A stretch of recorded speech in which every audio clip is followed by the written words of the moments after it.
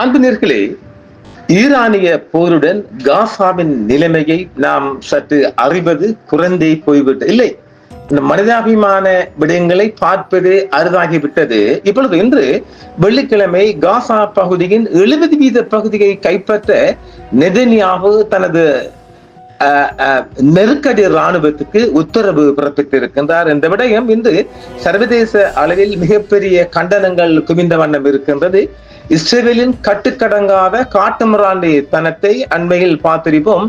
பல வகையான நாடுகள் ஒன்று சேர்ந்து துருக்கியிலிருந்து அவங்க இந்த குளோபல் ஷிப்ல போனாங்க இல்லையா, அவங்க சித்திரவதை செய்யப்பட்ட விதம் குறித்தெல்லாம் உலக நாடுகளில் பரபரப்பாக பேசப்பட்ட விடயம் விட்டது. தற்பொழுது என்னுடைய பார்வையில் 60% நிலக்கட்டுப்பாடு, காசாவின் நிலக்கட்டுப்பாடு 2 மில்லியன் இலங்கை முஸ்லிம்கள் போன்று ஒரு மிக சிறிய பகுதிக்குத்தான் அவர்கள் வாழ்கின்றார்கள். அதிலேயும் போயிட்டு கிட்டத்தட்ட 1 லட்சம் போனாலும் இப்ப ஒரு 19 லட்சம் மக்கள் தான் இருப்பாங்க. அந்த மக்கள்ல 70% பகுதிகளை நில கட்டுப்பாட்டு லைன் கண்ட்ரோல் தங்களது கட்டுப்பாட்டுக்குள் வர வேண்டும் என்று பிரதமர் நெதன்ஸ் ஒரு கட்டளை பிறப்பித்திருக்கின்ற தன்னுடைய இராணுவத்துக்கு உத்தியோகபூர்வமாக அது நேரடியாகவே மறைமுகம் இல்லாமல் நேரடியாக சொல்லப்பட்ட விடயம். இஸ்ரேல் ஊடகங்களும் அதை வெளிப்படுத்தி வருகின்றது. இன்றைய வெள்ளிக்கிழமை செய்தியாக காசா மீதான கட்டுப்பாட்டை விரிவுபடுத்துமாறு இஸ்ரேலிய படைகளுக்கு நெதன்யாகு உத்தரவிட்டார். இந்த நடவடிக்கை போர் நிறுத்தத்தை மீறுவதாகவும் இடம்பெயர்வை விரிவுபடுத்துவதாகவும் விமர்சகர்கள் கூறுகின்றனர். அதெல்லாம் தால் கண்டுகொண்டாது. இந்த நடவடிக்கை 2 மில்லியனுக்கும் அதிகமான பலஸ்தீனியர்களை காசா பகுதியின் மேலும் மேலும் சுருங்கி வரும் ஒரு சிறிய பகுதிக்குள் முடக்கப்படும். இது எப்படின்னு சொன்னால், இதை ஏன் நான் அடிக்கடி இந்த வடகிழக்கு யுத்தத்தையும் நாம் வட யுத்தத்தையும் குறைப்பேன் என்றால் அது 2 ஒன்றுதான். அதாவது வடக்கு யுத்தத்தின் இறுதி பகுதியும் ஒரு மாவட்டம் மிகப்பெரிய சுருங்கி ஒரு 8 கிலோமீட்டர் அளவுக்கு அந்த இராணுவ சூனிய பிரதேசம் வந்தது. அதன் பிற்புதான் அந்த இயக்கம் மௌனிக்கப்பட்டது. அவர்கள் ஆயுதத்துடன் பின்வாங்கினார்கள். நாம் ஏகப்பட்ட செய்திகள் புலிகளின் விடயத்தை தந்திருக்கின்றோம். ஒன்று விடயம் நாம் மீண்டும் இந்த நிகழ்ச்சிக்குள்ளே பதிவு செய்கிறோம். வடகிழக்கில் தமிழன் தோற்று போனால் ஒட்டுமொத்த முஸ்லிம்கள் தோற்று போயிடுவோம். இது யாருக்கும் விளங்குதில்லை. அதை நாம தொடர்ச்சியா சொல்லி வரோம். ஒருபோதும் தமிழன் தோல்வி பெறவே கூடாது என்பதில் நான் எப்போதும் குறியாக இருக்கும் ஒரு விடயமாக நான் பார்க்கிறேன். அது நாங்கள் வேறு ஒரு காணொலியில் போவோம். அதாவது இந்த நடவடிக்கை 2 மில்லியனுக்கும் அதிகமான பலஸ்தீனியர்களை காசா பகுதியின் மேலும் மேலும் சுருங்கி வரும் ஒரு சிறிய சூனிய பகுதியாக மட்டுமே முடக்கிவிட பார்க்கின்றது. இந்த கொள்கை கட்டாய இடம்பெயர்வு மற்றும் பிராந்திய பிரிவினைக்கான நீண்டகால திட்டங்களை முன்னெடுத்து செல்கிறது என்றும் ஒரு கருத்து நிலவி வருகின்றது. காசா பகுதியின் மீதான தனது கட்டுப்பாட்டை அப்பகுதியின் ஏறக்குறைய 60% 70% விரிவுபடுத்துமாறு இஸ்ரேலிய இராணுவத்திற்கு நெதன்ஸ் உத்தரவிட்டிருக்கின்றார். அவர் வியாழக்கிழமை அந்த உத்தரவு பிறப்பிக்கப்பட்டாலும் இன்று வெள்ளிக்கிழமை தான் உலக பரப்பளவில் வெளிவந்த வண்ணம் இருக்கின்றது. அவருடைய நாட்டு பாசை கொடுத்தாலும் என்றுதான் அது ஆங்கில ஊடகங்கள் மற்றும் இஸ்ரேலிய ஊடகங்கள் அந்த செய்திகளை வெளியாக்கி வருகின்றது. நாங்கள் தற்போது ஹமாஸை நெருங்கிக் கொண்டிருக்கின்றோம் என்று நெதன்ஸ் கூறுகிறார். காசா பகுதியில் உள்ள 60% நிலப்பரப்பை நாங்கள் இப்போது கட்டுப்படுத்துகிறோம். நாங்கள் 50% இருந்தோம், இப்பொழுது 60% முன்னேறியுள்ளோம். 70% முன்னேறுவதே எமது உத்தரவு என்று சொல்கிறார். அது நிஜம், இதுல பொய்யே கிடையாது. 50% தாண்டி காசாவின் லைன் கண்ட்ரோல் இஸ்ரேல் ஐடிஎஃப்க்குள் இருக்குது. அதை யாரும் மறக்க முடியாது. அக்டோபர் 2025 நடைமுறைக்கு வந்த போர் நிறுத்த ஒப்பந்தம் இருந்த போதிலும் இஸ்ரேலிய ராணுவம் தனது இருப்பை தொடர்ந்து விரிவுபடுத்தி வரும் நிலையில் காசாவில் இஸ்ரேலின் பிராந்திய நோக்கங்கள் குறித்து இதுவரையான மிக தெளிவான பொது அறிவிப்புகளில் ஒன்றாக இந்த கருத்துக்கள் வெளிவருகின்றது. போர் நிறுத்தம் அமுலில் இருந்தாலும் 70% செல்ல வேண்டும் என்பது அவரின் உத்தரவு.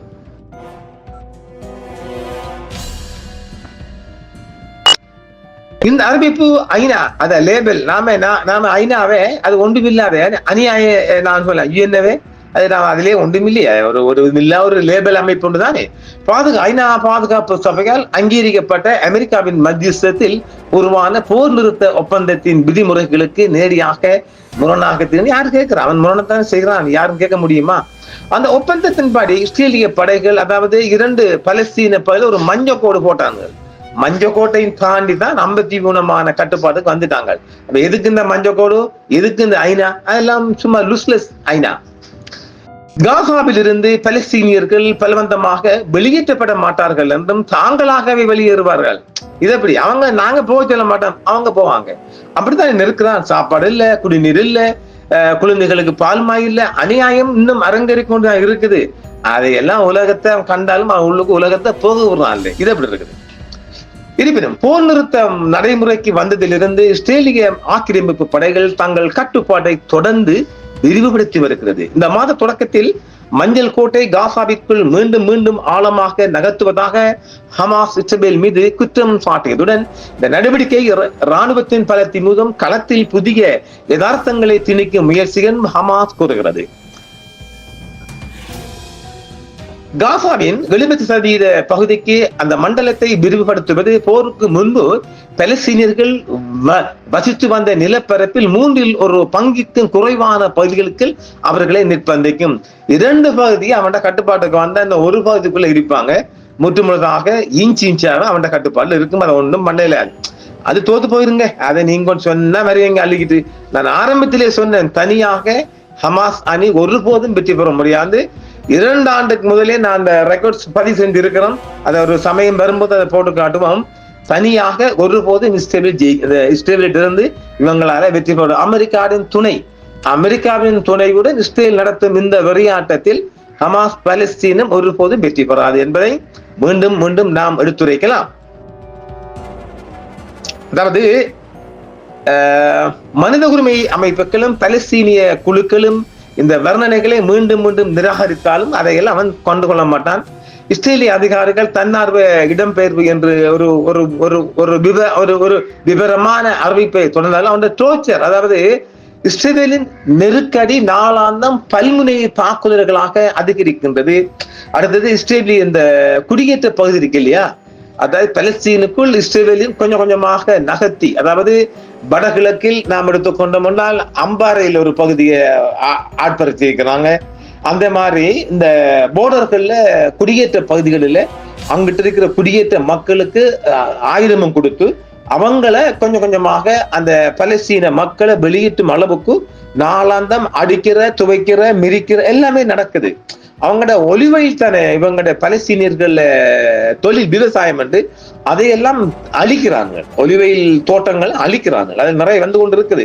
இப்படியாக நாளாந்தம் கொடுமைகள் அரங்குகிறது. மேலும் போர் நிறுத்த காலத்தில் ஹமாஸின் ராணுவ பிரிவின் அடுத்தடுத்த தலைவர்களையும் இஸ்ரேல் படுகொலை செய்துள்ளதன் செய்தி நாம தந்திருக்கிறோம். இதற்கிடையில் ஹமாஸின் ஆயுதங்களை களைவது மற்றும் ஒரு சர்வதேச பாதுகாப்பு படையை நிலைநிறுத்துவது தொடர்பாக பேச்சுவார்த்தைகள் முடங்கியுள்ளன. அதாவது இந்த பலஸ்தீனத்துக்குள்ள ஒரு ஐநா படை ஒன்றை இறக்கி வச்சுக்கிட்டு அப்பவும் ஏற்கனவே என்ஜிஓ பொறுப்பில் இருப்பதும் உளவுப்படை காசாக்குள்ள. ஒப்பந்தம் நடைமுறைக்கு வந்ததிலிருந்து ஹமாஸ் தனது ஆயுதங்களை மீண்டும் பெறுதல் மற்றும் இராணுவ மறுசீரமைப்பு மூலம் அதன் விதிமுறைகளை மீறிவிட்டதாக இஸ்ரேல் காசா முழுவதும் வான்வழி தாக்குதலை தொடர்ந்து நடத்தி வருகிறது. பலஸ்தீனிய சுகாதார அதிகாரிகளின் கூற்றுப்படி போர் நிறுத்தம் தொடங்கியிலிருந்து இஸ்ரேலிய தாக்குதலால் 850க்கும் மேற்பட்ட பலஸ்தீனியர்கள் கொல்லப்பட்டிருக்கிறார்கள். இது இந்த பீஸ்ஃபுல் வந்ததுக்கு அப்புறமா நாலாம் தான் நடக்குதுதான். அதையெல்லாம் நம்ம உலகம் கண்டுகொள்வதில்லை. கண்டு என்னதான் செய்யலாம்? என்ன இப்ப சிலர் சரி இன்னும் பல விடயங்கள் சொல்றாங்க. இப்ப புனித ஹஜ்ஜிக்கு எல்லாம் போயிருக்கிறாங்க, உம்ராக்கு போயிருக்கிறாங்க. ஒரு அமைதியை நிலைநிறுத்துமாறும் மனித மக்கள் எல்லாம் கேட்டிருக்கிறாங்க. நடக்கல ஒன்றும் வருது இல்லை. இதெல்லாம் சொல்ல போனா அது வேற மார்க்கத்துக்குள்ள போயிடும். அப்படி எல்லாம் மக்கள் கேட்கிறாங்க. அதை பல நாட்டு மக்களும் கையேந்திக்கிறாங்க, எல்லாம் கேட்டுக்கிறாங்க.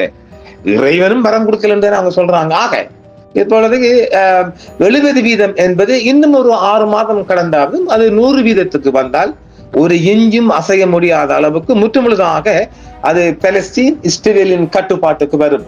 60% கடந்து 70% நோக்கி நகர்த்துகிறார்கள். அந்த 70 என்பது 80-90 எல்லாம் போகின்ற போது முற்றா முடிச்சு. அப்படா அங்க மிகப்பெரிய ஒரு ஐடி நிறுவனம் வந்து நிறுவுறாங்க. காசாவில யாரு நிறுவுறா? அமெரிக்க அதிபரின் அன்பு மருமகன் குஷ்னர். யாரு? அவர் தான் கட்டுறார். அவர் ஜெராட் குஷ்னர், அவர மருமகன் தான் யூத பணத்திலிருந்து மிகப்பெரிய பில்டிங் கொண்டு கட்டுறார். உலகத்திலே 1ஆம் நம்பர் AI நிறுவனம். இது எப்படி உலகத்துல மாடர்ன் ஒரு மிகப்பெரிய அதாவது நவீன ஆர்டிபிஷியல் இன்டெலிஜென்ஸ் இதோட ஹெட் குவார்டர்ஸ் வந்து அடிக்க போகின்றார். முற்றுமுழுதாக காசா மக்களை வெளியாக்கி விட்டு அது ஒரு என்ன இப்ப ஒரு 19 லட்சம் மக்கள் இருப்பாங்க. 1 லட்சம் தான் போயிட்டு 1 லட்சம் மக்கள் செத்திருக்கிறாங்க, 1 லட்சம் மக்கள் இறந்திருக்கிறாங்க, 1 லட்சம் மக்கள் டிசபிள் இப்படி என்று போகின்ற போது அது போயிடும். அங்க என்ன வெள்ளத்தில் அது எல்லாம் கூடாரம் தானே, ஊடு வாசல் அங்க எதுவுமே இல்லை, எல்லாம் டேமேஜ் ஆயிட்டு பார்க்கலாம். தொடர்ச்சியாக பல செய்திகள் தருகின்றோம், அந்த செய்திகளையும் பார்ப்போம். இது ஒரு உலக பரப்பில் அதிகமாக பேசப்படுகின்ற செய்தியாக இதை காவி வந்திருக்கின்றோம். மீண்டும் மற்றொரு நிகழ்ச்சியில் சந்திப்போம் நேர்களே.